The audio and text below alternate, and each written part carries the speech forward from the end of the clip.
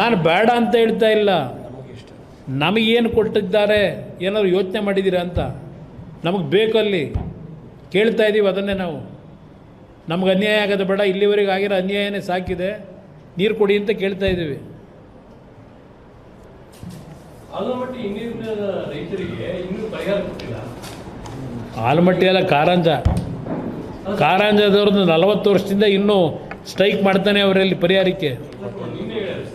ಏನು ಆಲಮಟ್ಟಿ ಇನ್ನಿನ ಜಲಕ್ಕೆ ಹಾಂ ರೈತರಿಗೆ ಹಾಂ ಇನ್ನೂ ಪರಿಹಾರ ಸಿಕ್ಕಿಲ್ಲ. ಬೆಳಗಾವಿ ಈಗ ಕೊಡ್ತಾರೆ. ಈಗ ನೋಟ್ ಪ್ರಿಂಟ್ ಮಾಡ್ತಾ ಇದ್ದಾರೆ ಕೊಡೋದಕ್ಕೆ. ಹೇಳಿ ಬ್ರದರ್. ಹಾಂ, ನನಗೆ ಬ್ರದರ್ ಇದು ಅವಶ್ಯಕತೆ ಇದೆ. ನಾನು ಮುಖ್ಯಮಂತ್ರಿ ಇದ್ದಾಗಲೂ ಗಡ್ಕರಿ ಅವರನ್ನು ಭೇಟಿ ಮಾಡಿದಾಗ ಆಗ ಅವರು ಇನ್ಚಾರ್ಜ್ ಅವರಲ್ಲೇ ಇತ್ತು. ಆಗ ಅವರು ಇಲ್ಲ ಯಾತಕ್ಕೆ ವರಿ ಮಾಡ್ತೀರಿ, ಕೃಷ್ಣ ಗೋದಾವರಿ ಕಾವೇರಿ ಲಿಂಕ್ ಮಾಡಿದಾಗ ನಿಮಗೂ ಅದರೆಲ್ಲ ಅನುಕೂಲ ಆಗುತ್ತೆ ಅಂತ ಹೇಳಿದರು. ನಂತರ ಇಲ್ಲಿ ಯಾವೊಂದು ನ್ಯಾಷನಲ್ ವಾಟರ್ ಡೆವಲಪ್ಮೆಂಟ್ ಅಥಾರಿಟಿ ಅವರು ಆ DPR ಪ್ರಿಪೇರ್ ಮಾಡಿದ್ರು. ಮೊದಲನೇ ಹಂತದಲ್ಲಿ 247 TMC ಸಿಗುತ್ತೆ ಅಂತ 22ರಲ್ಲಿ ಒಂದು ಡೀಟೇಲ್ ರಿಪೋರ್ಟ್ ಅಂತ ಹೇಳಿದರು. ಅದರಲ್ಲೂ ಸಹ ನಮ್ಮ ರಾಜ್ಯಕ್ಕೆ ನೀರಿನ ಹಂಚಿಕೆ ಇರಲಿಲ್ಲ ಅವ್ರು ಹೇಳಿದಾಗಲೂ. ಆಮೇಲೆ ಇನ್ನೊಂದು ವರದಿ ಕೊಟ್ಟರಲ್ಲ, ಅದರಲ್ಲಿ 247 ಇಲ್ಲ, 147 TMC ಇದೆ ಅಂದರು.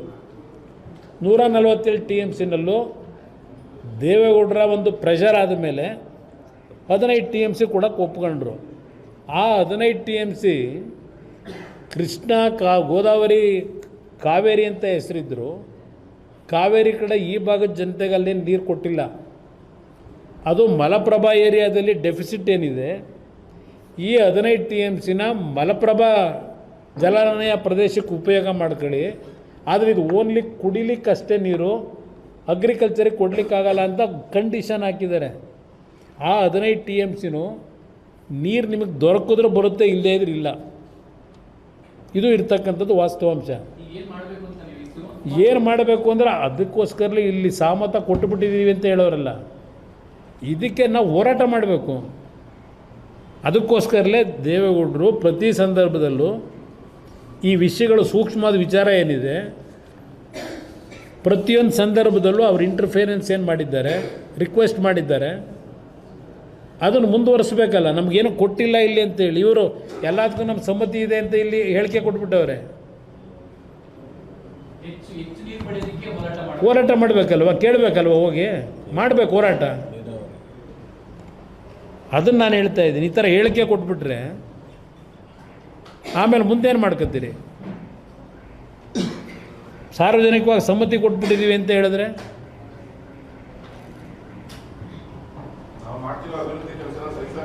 ಏನಂದರೆ ಇಲ್ಲಿ ಈ ಅಭಿವೃದ್ಧಿ ಮಾಡಿ ಅಂತಲೇ ಹೇಳ್ತಾ ಇರೋದು, ನಮಗೆ ಸಹಿಸೋಕ್ಕಾಗ್ತಾ ಇಲ್ಲ.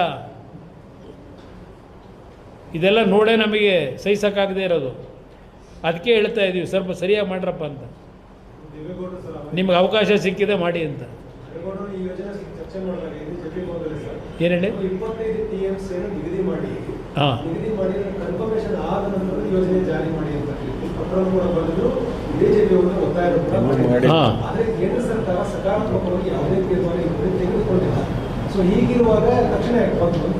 ಏನು ಹೇಳಿ?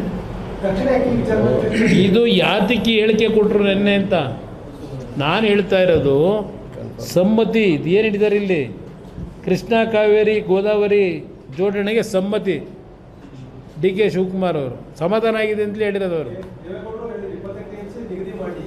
ಆಮೇಲೆ ಮಾಡಿ ಅಂತ.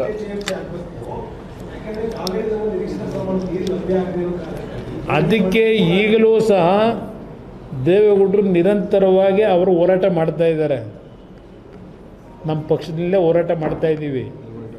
ಇಲ್ಲಿ ಪ್ರಶ್ನೆ ಇದನ್ನೇ ನಾವು ಹೇಳ್ತಾ ಇರೋದು, ಇದು ವಿಷಯಗಳು ಗೊತ್ತಿಲ್ಲದೆ ಇದ್ದರೆ ಸಂಬಂಧಪಟ್ಟಂಥ ಇಂಜಿನಿಯರ್ಗಳ ಹತ್ರ ಕೂತು ಚರ್ಚೆ ಮಾಡಿ ಈ ಥರ ಡ್ಯಾಮೇಜ್ ಮಾಡ್ಕೋಬೇಡಿ ಅಂತ ಹೇಳೋದು. ಸಾರ್ವಜನಿಕವಾಗಿ ಒಬ್ಬ ರಾಜ್ಯದ ಮುಖ್ಯಮಂತ್ರಿ ಅವರು ಒಂದು ಇಂಥ ಸೂಕ್ಷ್ಮವಾದ ವಿಚಾರಗಳು ಹಲವಾರು ವರ್ಷಗಳಿಂದ ಏನು ನಡೀತಾ ಇದೆ, ನಮ್ಮ ರಾಜ್ಯಕ್ಕೆ ಅನ್ಯಾಯ ಆಗ್ತಿದೆ ಅಂತ, ಇದನ್ನು ನಾವು ಹೋರಾಟ ಮಾಡೇ ತಗೋಬೇಕಲ್ಲ. ಒಂದು ಕಡೆ ಲೀಗಲ್ ಬ್ಯಾಟ್ಲು, ಇನ್ನೊಂದು ಕಡೆ ನಮ್ಮ ಧ್ವನಿ ಇಲ್ಲದೆ ಇದ್ದರೆ ಏನಾಗುತ್ತೆ? ಆ ದೃಷ್ಟಿಯಿಂದ ಹೇಳ್ತಾ ಇದ್ದೀನಿ ಅಷ್ಟೇ. ಇಲ್ಲೇನು ಯಾವ ಅಸೂಯೆ ಪಸೂಯೆ ಇಲ್ಲ. ಸ್ವಲ್ಪ ಮೈಂಡು ಬೇರೆ ಕಡೆ ಡೈವರ್ಟ್ ಮಾಡದೆ ಇದು ಹೇಳಿಕೆ ಕೊಡಬೇಕಾದ್ರೆ ತಿಳ್ಕೊಂಡು ಹೇಳಿಕೆ ಕೊಡಿ ಅಂತ.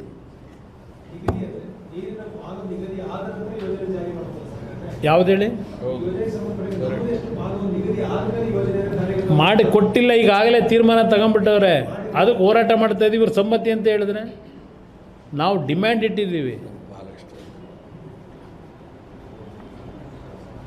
ಅದರಿಂದ ಹೇಳ್ತಾ ಇರೋದು. ವಿಷಯ ಗೊತ್ತಿಲ್ಲದೆ ಇದ್ದರೆ ಯಾರಾದ್ರೂ ನಮ್ಮ ಇಂಜಿನಿಯರ್ಗಳಿದ್ದಾರೆ, ಎಚ್ ಕೆ ಪಾಟೀಲ್ರು ಅವರು ಬುಕ್ಕೆ ಬರೆದುಬಿಟ್ಟವ್ರೆ ಕೃಷ್ಣ ಕಾವೇರಿಯ ಕಣ್ಣೀರಿನ ಕತೆ ಬಗ್ಗೆ.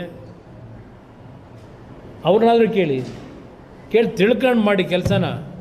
ಇಲ್ಲೇ ನಾನು ಅಸೂಯೆಗೋಸ್ಕರ ಹೇಳಿಕೆ ಕೊಡ್ತಾ ಇಲ್ಲ, ರಾಜ್ಯಕ್ಕೆ ಡ್ಯಾಮೇಜ್ ಮಾಡೋ ಕೆಲಸ ಮಾಡ್ಕೋಬೇಡಿ ಅಂತ.